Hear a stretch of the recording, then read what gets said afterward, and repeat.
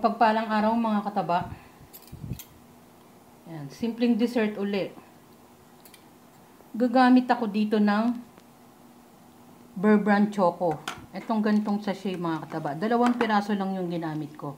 Murang dessert lang to na masarap. Alam nyo naman ako, gaano man ka tipid, pero ang resulta niyan ay masarap. Pwede kayong gumamit ng any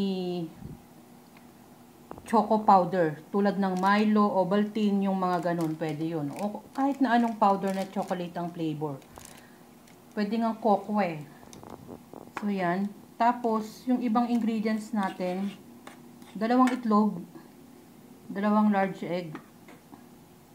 Yan, hindi ko muna nilalagay. Siguro alam nyo na yan, para maiwasan natin yung sira yung itlog. Tapos,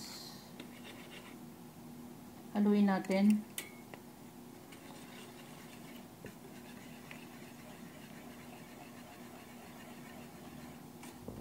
Tapos maglagay tayo ng, habang hinahalo ko,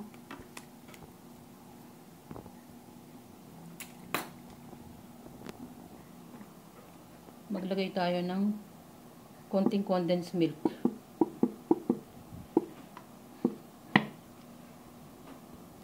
Bahala na kayo kung pwede rin sugar or pwede na rin wala ng condensed milk. Ilalagyan ko lang ng konti.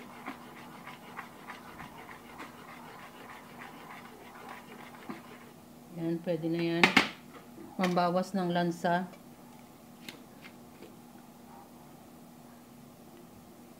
Half teaspoon ng vanilla. Tapos dito, meron ako lianera. Giniris ko siya ng oil. I-steam lang natin to ng mga 30 to 35 minutes. Makikita nyo naman kung luto na. Meron na akong nakasalang doon na mainit na tubig. Isasalang ko siya sa rice cooker. Ayan. Habang hinahalo ko, pwede nyung balikan. Ayan, sinalang ko sa rice cooker.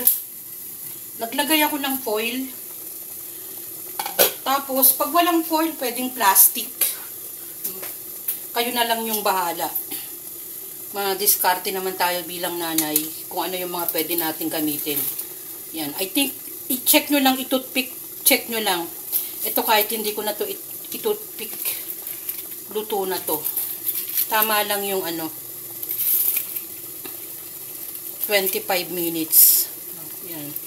Kasi makikita nyo naman, nagbutas-butas na. At luto na yan. Pababayaan ko lang siya dyan bago ko hanguin. Gagawa naman ako ng kanyang pang-ibabaw. Magme-melt lang ako ng chocolate. Simpleng dessert, gamit natin ay choco powder. Yung mini-mention ko, pwede kayong gumamit ng any na powder na choco. Maraming iba't ibang klase noon, mga kataba, tulad ng Milo, Ovaltine at kung ano-ano pa. Steam lang naman yan. Ilang ingredients lang at napakamura lang din. Masisiyahan na yung mga bata. Yung pang-topping sa mga kataba, pwede kayong maglagay ng gusto nyo. Naglagay lang naman ako ng nuts at tinunaw ko lang yung Goya na chocolate. Ganun lang kasimple. Masarap na yung ating dessert. Enjoy, kumain at maging masaya. Salamat sa panonood mga kataba, at simple man ang ating mga niluluto, ang importante ay masarap.